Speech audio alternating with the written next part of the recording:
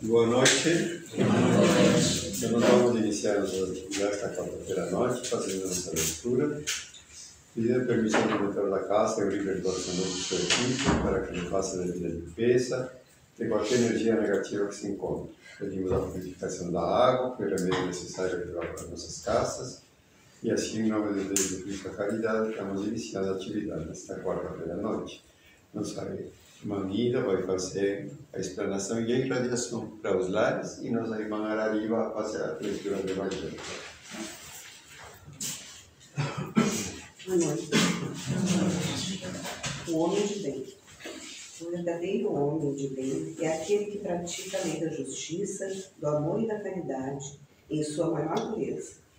Quando interroga sua consciência a respeito dos seus próprios atos, pergunta-se se não violou essa lei, se não fez o mal, se fez tudo o bem que podia, se negligenciou conscientemente uma oportunidade de ser útil, se alguém tem do que se queixar dele, enfim, se fez ao outro tudo o que queria que ele fizesse por ele.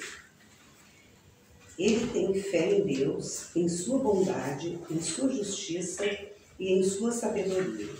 Sabe que nada acontece sem sua permissão e submete-se à sua vontade em todas as coisas. Tem fé no futuro e por isso que coloca os bens espirituais acima dos bens temporários.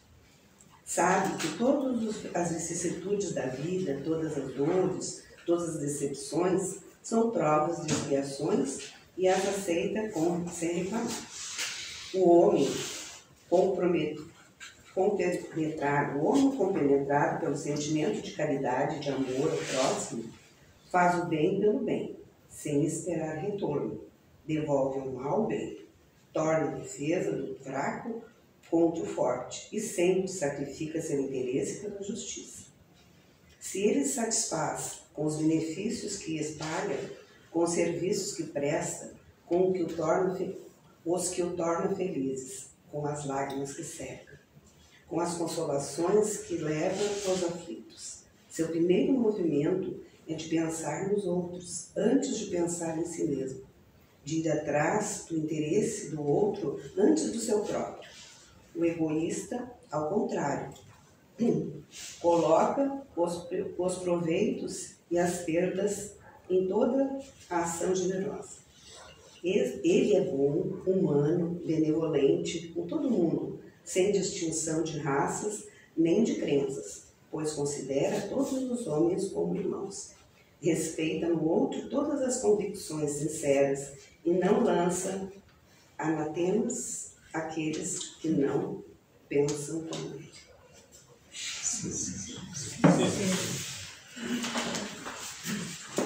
Boa noite, irmãos, irmãs. Que o nosso Mestre Jesus nos ampare sempre. Bom, hoje nós vamos refletir um pouco sobre um homem de bem, sobre o livre-arbítrio, sobre a nossa vida, enfim. Mas para nós iniciarmos e refletirmos, eu fui buscar lá no livro do Leon Denis, Os Problemas do Destino do Ser e da Dor. Ele fala assim, que o psiquismo dorme no mineral, que quer dizer a consciência dorme no mineral, sonha no vegetal, sente no animal, pensa no homem e acorda no anjo. Então nós estamos a caminho da evolução, aos pouquinhos a gente vai acordando, não é, para a nossa verdadeira realidade como filhos de Deus. Nós vamos ver sobre o livre-arbítrio. Visto que o homem tem liberdade de pensar, tem de agir. Sem livre-arbítrio, seríamos máquinas. Isso está no Livro dos Espíritos, questão 843. Mas essa liberdade, ela é limitada. Porque nós somos ainda muito imperfeitos, pois dentro dela há um dispositivo natural que é acionado pela lei de justiça, que é a lei de Deus, ou a lei de causa e efeito. Este dispositivo chama-se responsabilidade. A cada um será dado segundo as suas obras. Quanto mais conhecimento, tanto maior responsabilidade dos nossos atos. E André Luiz já nos diz que somos herança de nós mesmos. Então, toda ação gera uma reação.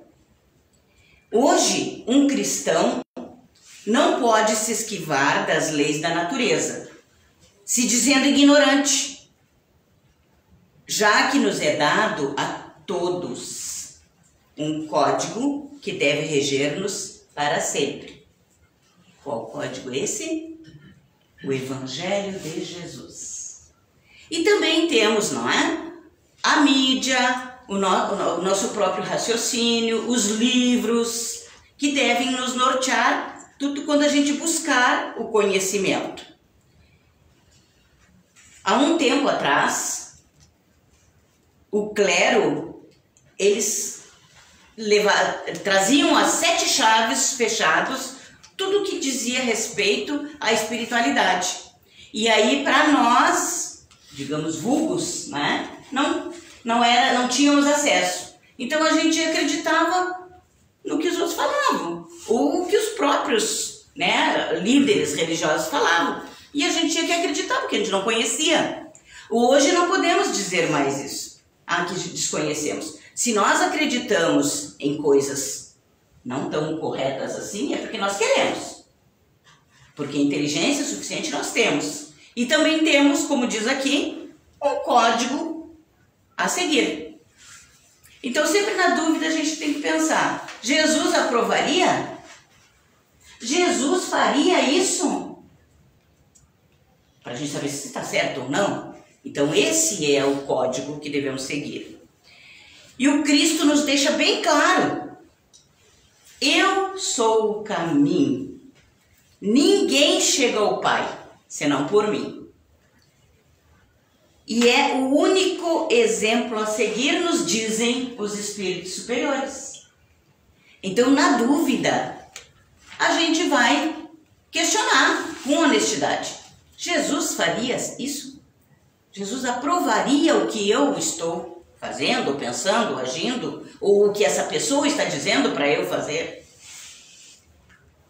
Mas nos dias atuais, como antes, aliás, a nobreza de espírito é incompreendida. A exemplo de Sócrates, Jesus, Gandhi, Tiradentes e outros mártires que nós temos conhecimento. Todos eles pregavam a liberdade. Mas o preconceito e a ignorância os vitimou. Todos conhecemos, né? Sócrates foi obrigado a tomar cicuta, porque ele era um professor, ele era um líder de jovens, então ele estava desencaminhando os jovens, porque ele pregava a liberdade. Né? Jesus, nem se fala, né? Ele pregava a liberdade de pensamento. Ele dizia, vai, a tua fé que te curou, tu és livre. Né? Ele pregava essa liberdade da criatura humana. Não foi compreendido. E como sabemos, né? Foi mártir. Embora não sejamos levados ao holocausto hoje em dia, como eles, o nosso martírio de hoje é mais de fórum íntimo. Seja segregação social, né? Imoral também, difamação, preconceito. E a gente sabe, né, que hoje, até foi muito decantado, as pessoas até falam, uma mentira dita 1000 vezes se torna verdade aos olhos dos incautos. Porque aos olhos de Deus, uma só verdade existe. Por isso que nós temos que buscar sempre a verdade. Por isso, como a gente viu ali, né, no Evangelho, que o homem de bem é aquele que realmente tem uma fé inabalável e que vai buscar, dentro dos conceitos evangélicos, as suas diretrizes de caminhar e de convivência uns com os outros. O preconceito e o medo nos impede de assumirmos uma determinada postura diante da vida. Nós nos fechamos no individualismo, no egoísmo. Ah, não é comigo, não tô nem aí, né? Por que eu vou defender? Não é comigo. Até nem tô sentindo as dores que aquela outra pessoa tá sentindo. E assim a gente vai como Pilatos lavando as mãos. Todos queremos gozar de paz e equilíbrio. A chamada felicidade. Quem não quer ser feliz?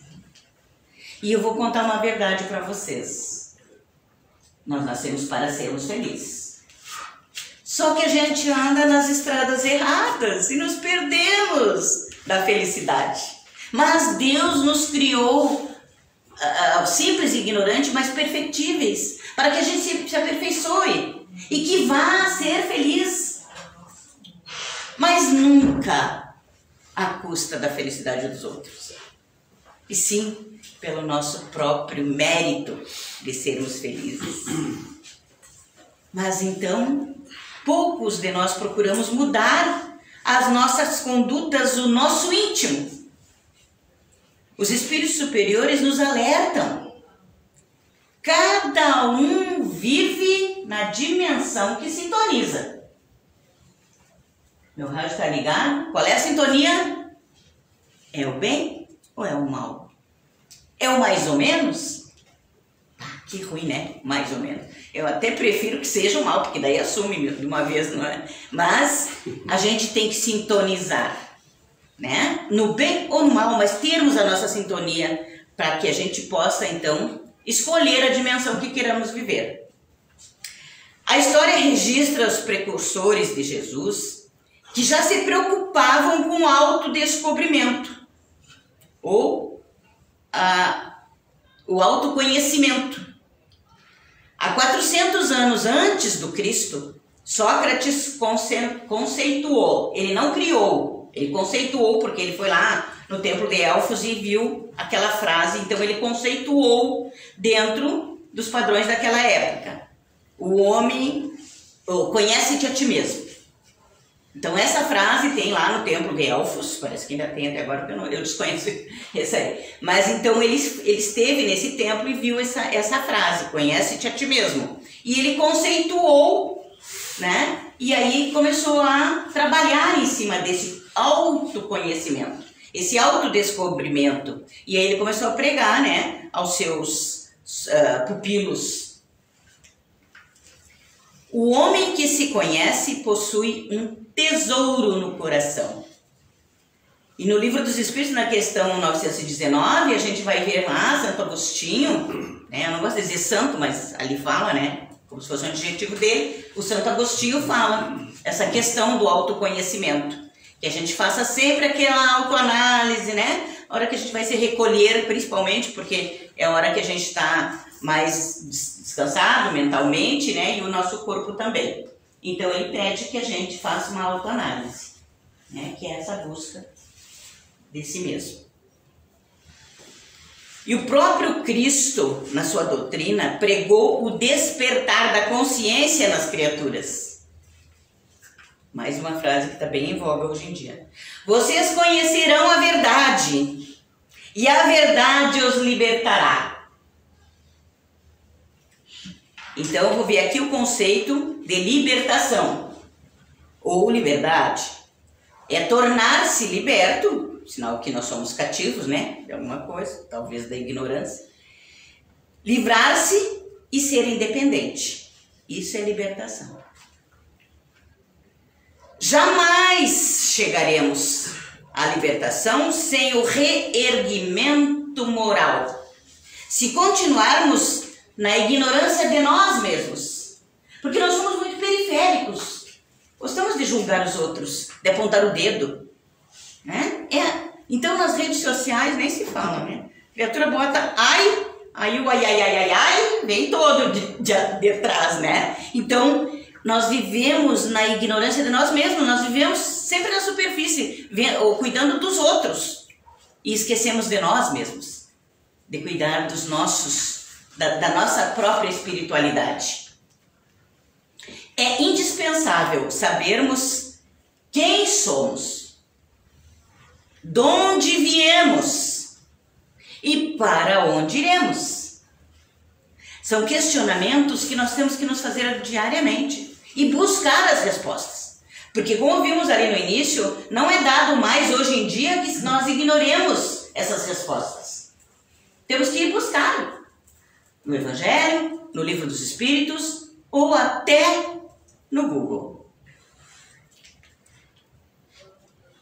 Adquirindo então desta forma elevação capaz de amar a Deus sobre todas as coisas e ao próximo como nós mesmos.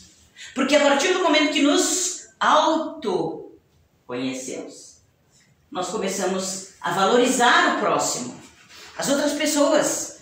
E quando nós nos envolvemos em nos trabalharmos, a gente vai ter tempo de julgar os outros. Porque nós temos tanta coisa para trabalhar em nós, que nós não vamos mais nos deter a cuidar dos outros. Estes conceitos a doutrina espírita nos dá como o Consolador prometido, passível de fazer o ser humano ter uma fé que encare a razão frente a frente, sem dogmatismos, sem fanatismos. É porque ainda não alcançamos a elevação espiritual que preferimos invejar, criticar e, na maioria das vezes, dificultar quem abraça novas possibilidades de crescimento e elevação íntima. É uma criatura se sobressair um pouquinho, tem uma chuva de contraditores.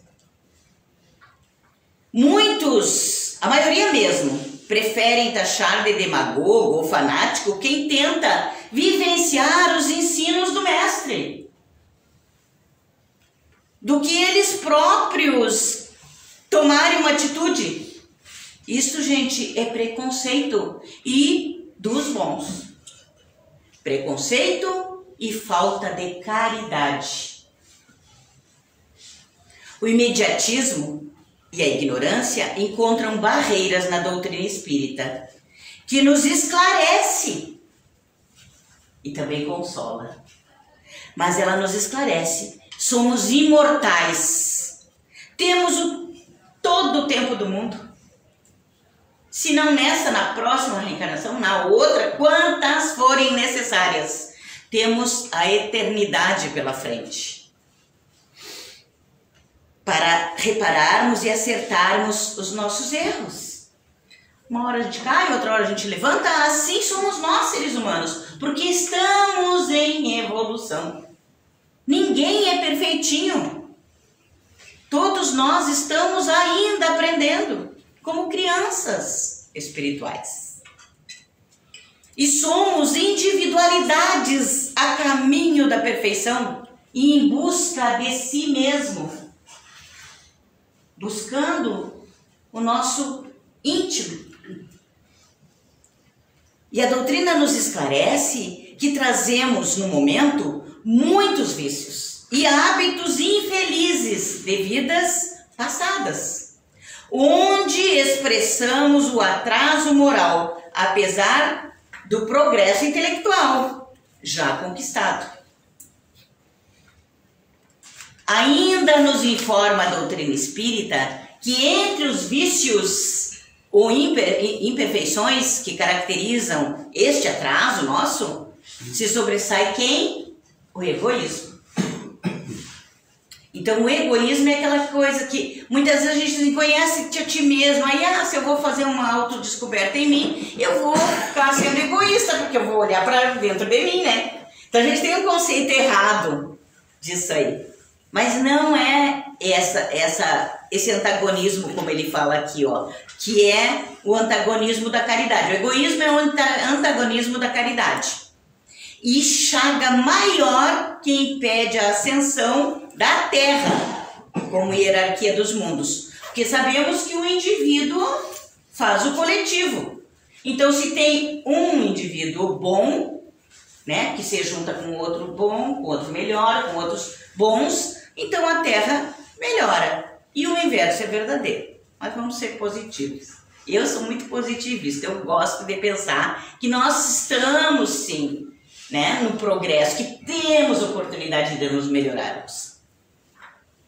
O Espiritismo é incompreendido porque, em primeiríssimo lugar, nos convida. Vejam, eles não obrigam.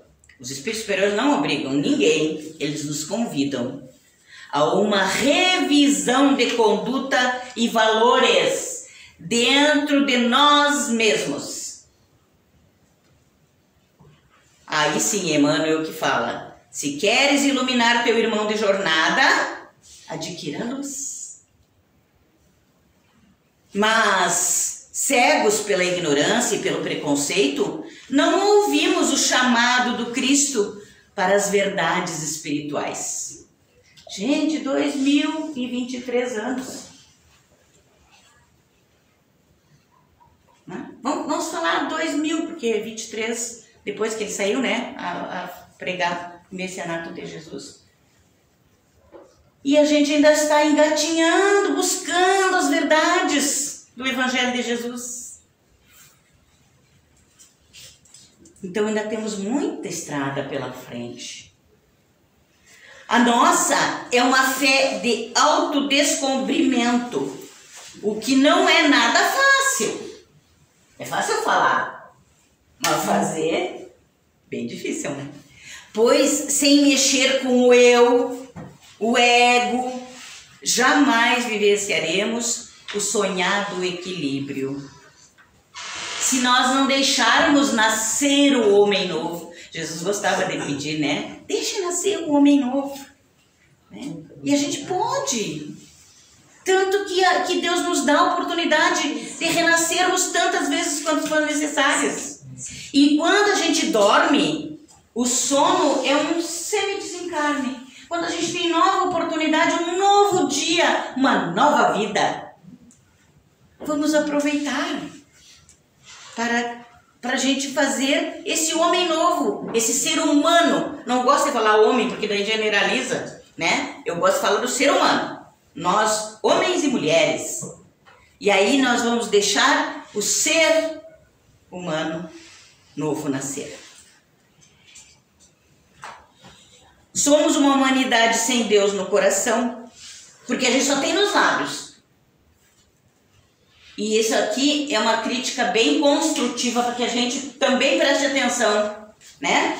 Vou andar com uma Bíblia embaixo do braço, pregando sem os salmos de cor, e estou apontando o dedo para o meu irmão. Nós somos um povo sem Deus no coração. É na língua, na boca só. Mas como a gente é inteligente, decora, né? Aí nós decoramos os salmos. Então vamos tomar cuidado para que a gente não seja assim. Buscando nos vícios e promiscuidade a decantada liberdade. Eu gosto sempre de me referir a esse exemplo, né, dos programas, realities da TV.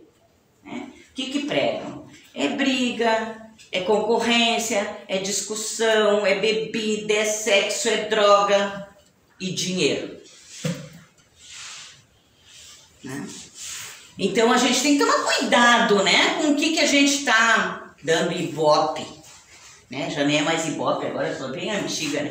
Agora é IBESP, uma coisa assim. Quem sabe que me corrige. Mas ibope, tá? Que identifica. Certo? Então nós temos que tomar muito cuidado e não nos tornarmos, em verdade, cada vez mais escravos. Né? E aí a gente dá ibope. Onde está a humanidade? Quem é o ser humano? Quem sou eu? Então tem um livro da Sueli Caldas Huber, que é O Semeador da Estrela, onde ela sintetiza um pouquinho, né? Quem é o ser humano? Ela responde assim no texto: dorme ao relento sob marquises, atravessa as estradas do mundo, equilibrando-se desajeitadamente entre o bem e o mal, e tem muita vez a face da dor, do cansaço, debate-se na agonia do não ter, não ser. Está paralisado no leito da ignorância, ou habita luxuoso apartamento onde oculta entre sedas os vícios, a violência, o desamor. É o viandante que percorre as trilhas da loucura. É a criatura humana em busca de si mesmo e da própria libertação. Quem sou eu?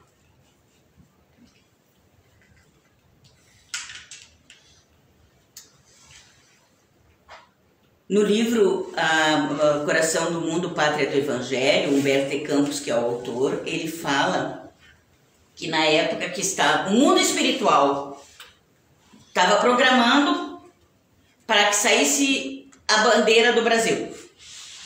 O que tem na bandeira do Brasil? Ordem e progresso. Mas o mundo espiritual queria, provavelmente ainda quer, mas né, nós temos o livre-arbítrio, amor, ordem e progresso. Aí os seres humanos que estavam programando aquela bandeira lá, não quiseram colocar o amor. Fica muito piegas, né? Amor numa bandeira de um país. Não colocaram o amor. Só ordem e progresso. E todos nós ansiamos pela ordem e pelo progresso. No entanto, só há uma lei capaz de impor a ordem no mundo, harmonizando indivíduos e coletividades. Qual que é? A lei do amor. E nós, achando que é muito piegas colocar amor na bandeira do Brasil. Só ordem e progresso. A lei de amor, ela faz com que nós nos toleremos uns aos outros e que nós sigamos os passos do nosso Mestre Jesus. Qual a humanidade, qual o povo que tem como lema essa lei, que não vai ter a ordem e progresso? Pergunto eu. Somos livres para colocar em prática tudo o que queremos e o que aprendemos né? E vamos sofrer as consequências do resultado. É a lei. É a lei de causa e efeito, que foi dito ali no início.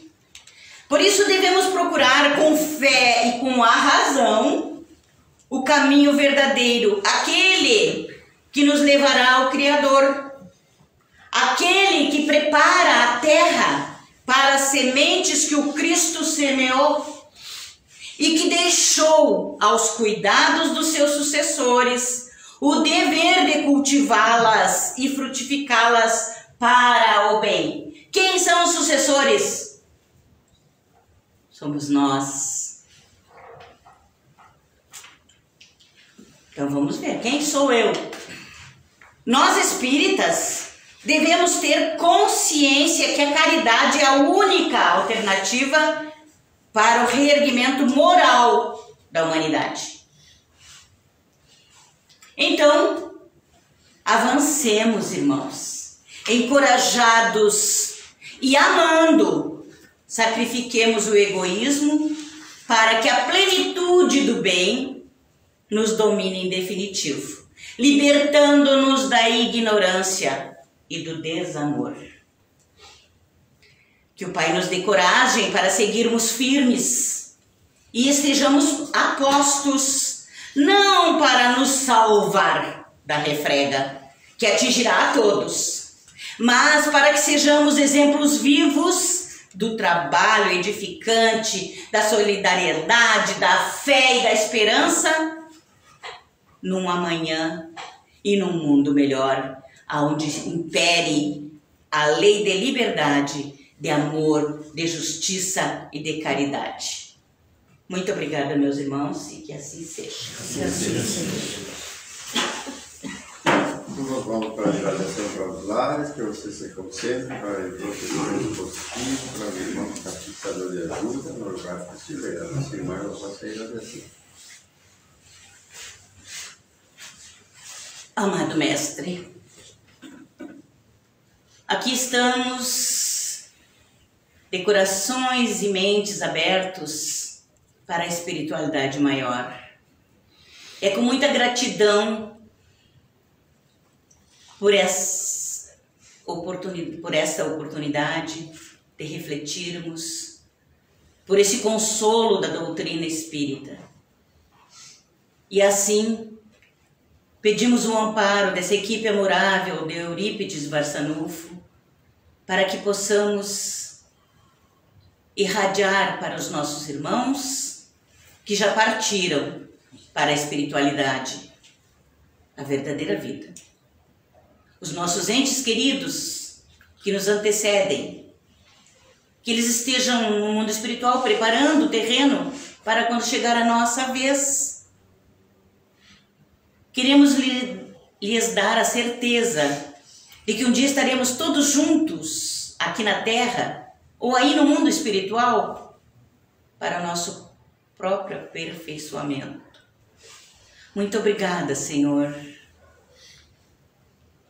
Que aqueles nossos irmãos que não tiveram a oportunidade de te conhecer, Jesus, de conhecer o teu Evangelho, que eles recebam a visita fraterna de espíritos bondosos e consoladores, levando-lhes esclarecimento, e eles sejam levados para um local de refazimento, para um hospital espiritual.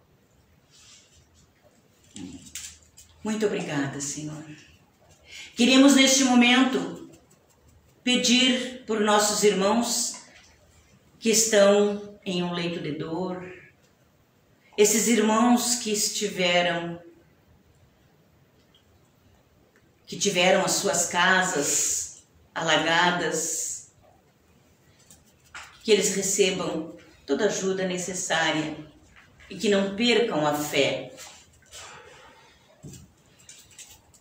Os nossos irmãos que se encontram nos hospitais, em um leito de dor, nos manicômios, nos presídios, nos orfanatos, que hoje se chama Casa de Passagem,